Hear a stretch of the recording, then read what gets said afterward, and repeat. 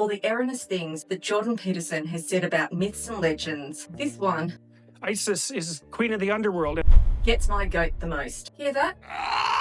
That's the sound of millions of ancient Egyptians turning in their grave. I think many would be most upset to hear their beloved Isis being referred to as Queen of the Underworld. She was better known as the Lady of Heaven or Queen of the Gods. She was also referred to as the Mistress of the House of Life or Mother of God or Great of Magic. While there might be some very loose accuracy in calling her Queen of the Underworld because Osiris was King of the Underworld, her position was not by his side. In a shocking display of twisting the narrative to suit his own values, Peterson says that Osiris ruled the upper world and Isis was Queen of the Underworld.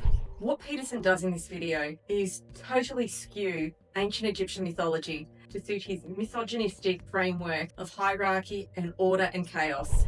So basically the original myth is Osiris and Isis ruled Egypt together, and then their brother Seth became jealous and murdered Cyrus. He then chopped Cyrus up into lots of pieces and scattered the pieces around the land of Egypt. This much Peterson gets right. However, blaming the state of chaos on Isis is totally unjustified. It's clearly Seth who is the cause of the chaos. Peterson's next big blunder is when he says that Isis found Osiris's phallus and impregnated herself. What actually happened was Osiris gathered all the pieces of Osiris that she could find, but she could not find his phallus. In some versions of the story, it says that it fell into the Nile and it was eaten by a fish. Subsequently, Isis used her magic and temporarily resuscitated Osiris so then she could fall pregnant. The fact that Isis falls pregnant to an incomplete Osiris is highly significant in a number of ways, which hints upon a very nuanced and complex theology that is underlying the story. Another few quick bits of symbolism to take note is that Osiris is often depicted as green because he's associated with the earth and agriculture. Isis, on the other hand, is often depicted with wings, which indicates that she's of a higher realm. There's lots to unpack there which I won't go into in this video.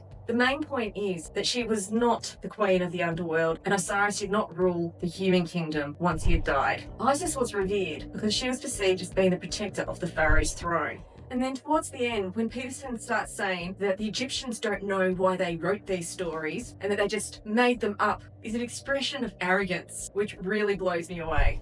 To understand the Egyptian myths, like all myths of ancient civilizations, it's essential to understand the theology that is behind them. So if you want to understand more about the errors of psychoanalysis, check out my last video where I debunk Freud, Aristotle, and virgin births.